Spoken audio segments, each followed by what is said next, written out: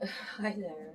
So I was taking a video of, of how what happens in my treatment room, but I don't think it was videotaping. Okay. So this time is videotaping for sure. Okay. Okay. I'm gonna explain it over again, and I have to work today, so I'm just really trying to manage. And if I don't do this, and if it's not raw, it's never gonna happen. It's better that. Plus, they know me anyways. My patient knows me, how I treat, and how I how I really put 101% of my everything, my heart, my energy to them, so that they can get that healing that they needed when they come to me. Okay. Okay, so I'm gonna talk about what happens in my treatment room, right? So, for instance, I like I said, I pick frozen shoulder, very common. Um, so let's say they come for frozen shoulder. There's an issue. It has been established. Although assessment, all of those has to happen. I'm gonna do a separate video. Okay. For this one is about what happens in the treatment room alone. Okay. But there's so many stages before you even come to the treatment room. Okay. Okay, so what happens in the treatment room? Provided like I took them in, they're already in the treatment room. Okay, I'm not gonna explain I'm gonna skip, right? So with my treatment, it will have to be prone meaning facing down, and I'm gonna explain to them, which I'm not gonna mention here because I will do all the segments, right? Of how I would tell them and educate them on the things, especially with stretching and exercises that because those are the prescription that I need to provide them. Mind you, okay, this is raw, no editing, nothing, and I have problems with pronunciation, and also my grammar is really bad. And you know what? I don't wanna share this, but I think I do. My little secret is once I get, you know, I get my financial stability or I become rich, first thing I'm gonna buy or I'm gonna provide for myself is a secretary. Like I really need somebody to manage my paperwork, because that's something that also can help me with everything because I'm a manual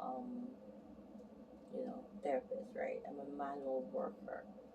So I do everything with whatever I can with my um, skills, my knowledge, and of course, and intuition and all that. And mostly, I'm very very um, highly skilled at my palpation skills. My palpation skills are really really what really get through or break that because keep in mind as a RMT registered massage therapist we have to do assessment, right? And then we have to do the palpation because that's kind of like the bottom line end point, right? And then if they're you have to listen to them. So after provided that that happened and assessment happened, I listen. I'm still further investigating while they're at the table. Okay. So my treatment plan usually is eight treatment. I say 6 to 8, but usually 8 because I want them. Okay, once they're in the preventative or maintenance uh, stage, they can book anywhere else, right, for maintenance. But my point is, if I wanted to just get them back from where they were, or get them out of pain is my aim, right? Okay. So, having said that, I'm gonna get them in a three prone positioning, and then I'm gonna get them in a two supine. Actually, it depends. Either two side lying and one supine, or one supine, two side lying. Right? I'll do supine first and side lying, and then the maintenance will be like prone in a supine, like just like maintenance, right? Okay, so what I do during the treatment, I wanted to mention first what I incorporate. I incorporate gua sha. Keep in mind, I only use my hands, right? I don't use any part of my body, my elbow. I don't really use any part of the skin to treat. I only use this part. Keep in mind, this is all fascia, right? Connective tissue. And if I even touch the dorsal part of my thumb, because in the trap, in the upper portion of the trapezius and work the neck area, I work on that while there's supine position, and then I do this, and this is touching it. After that, this is so irritated, and it's like rashes, and I'm like, oh my gosh, imagine if they are touching this part of I just can't do it, and I would do it if I can, but I just can't give what I can. What I'm not, if I can't be able to give them, I'm not able to perform properly, right? Having said that, and this is the most probably sensitive area in my entire body and my entire skin, or the inner thighs, right? But when people ask me what's the most prettiest part of your body, of course my feet. My feet are very very strong. There's no calluses. A lot of I make sure that it has a lot of blood circulation, and if it's not, then it's a must that okay, it's time I can go barefoot, so that it can have some blood circulation. But anyways, okay. So when my patient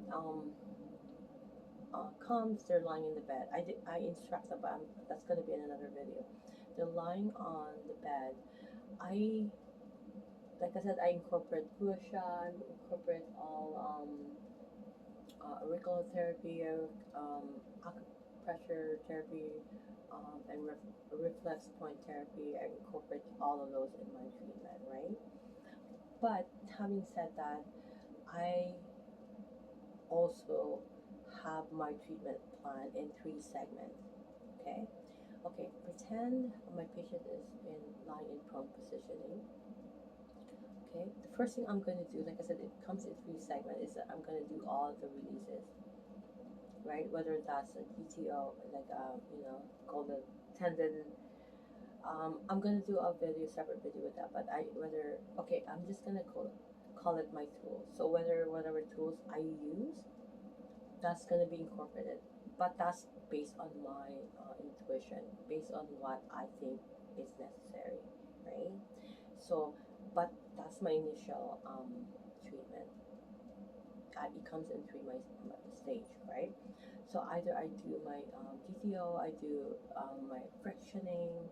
If I feel like there's a tendonitis or it's inflamed, anything area, the belly of the muscle, whatever, I can do trigger point therapy, which I'm really I would say good at it because I can feel, my hands can feel, and people are like, how do you know that's a pain? You can feel it. I said I do. And then I can find or it's inflamed, because keep in mind trigger point, it really refer, right? And trigger point, it happens when you have adaptive shortening, right? And that happens, and I'm gonna talk about that in another video. Okay, so when I do trigger point therapy, that takes most of my time. I do my first release, I would use fascial release. Then I'm gonna do GTO release, and then I'm gonna do friction, right? Cross fiber frictioning. That's one of my tool, and then my hands will just I'll just work on it till I because keep in mind, I tell this to my patient, right? Muscle doesn't really know what to do except to contract, and if it's not contracting, it's relaxing. So if we're in adaptive shortening stage, let's say a patient come and they're in pain and they're all, they can't move.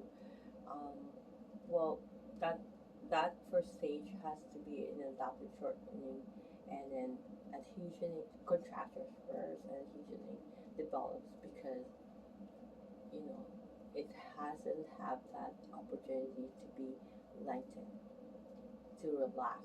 Like I said, going back to what the muscle does, contract, and when it's not contracting, ideally it has to relax. Right? From that point, I'm just gonna stop this and then do another video.